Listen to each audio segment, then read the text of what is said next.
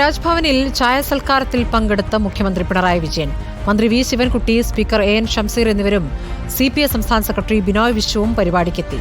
Chief secretary അടക്കമുള്ള ഉന്നത ഉദ്യോഗസ്ഥരും സൽക്കാരത്തിനുണ്ടായിരുന്നു. റഹീസ് റഷീദ് വിശദാംശങ്ങളുമായി. റഹീസ്, ഇപ്പോൾ ചായ സൽക്കാരത്തിൽ മുഖ്യമന്ത്രിയും CPI സെക്രട്ടറി അടക്കമുള്ളവരും പങ്കെടുത്തിരിക്കുന്നു. കഴിഞ്ഞ കാലത്തേതുപോലെയല്ല പുതിയ ഗവർണർ ഇന്നിപ്പോൾ റിപ്പബ്ലിക് ദിന പരേഡിൽ മുഖ്യമന്ത്രിയെ പുകഴ്ത്തിക്കൊണ്ട് സംസാരിക്കുകയും ചെയ്തിട്ടുണ്ട്. ഇപ്പോൾ ചായ സൽക്കാരത്തിന്റെ വിശദാംശങ്ങൾ എന്താണ്?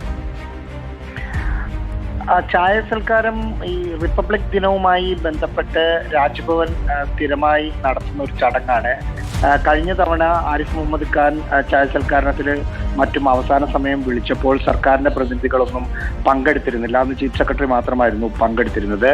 ഇന്ന് പക്ഷേ മുഖ്യമന്ത്രി പിണറായി വിജയൻ ഈ അറ്റ് ഹോം എന്ന ചായ സൽക്കാരത്തിൽ പങ്കെടുത്തു. ഒപ്പം വിദ്യാഭ്യാസ വകുപ്പ് മന്ത്രി വി ശിവൻകുട്ടിയും പങ്കെടുത്തിട്ടുണ്ട്.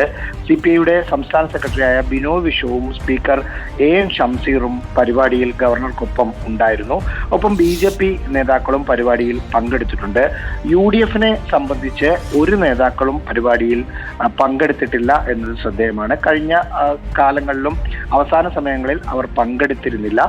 രാജ്ഭവനുമായി നമ്മൾ ബന്ധപ്പെട്ടിരുന്നു. അവരെ പ്രതിപക്ഷ നേതാവ് അടക്കമുള്ള പ്രധാനപ്പെട്ട നേതാക്കളെ ക്ഷണിച്ചിരുന്നു. പക്ഷെ അവരെത്തിയില്ല എന്നാണ് രാജ്ഭവനിൽ നിന്ന് അറിയിച്ചത്. ചീഫ് സെക്രട്ടറി, സംസ്ഥാന പോലീസ് മേധാവി അടക്കമുള്ള മറ്റ് ഉയർന്ന ഉദ്യോഗസ്ഥരും ഈ അറ്റ് ഹോമിൽ പങ്കെടുത്തിട്ടുണ്ട്. സ്മൃതി. ശരി, റഹീസ് റഷീദാണ് വിശദാംശങ്ങൾ നൽകിയത്.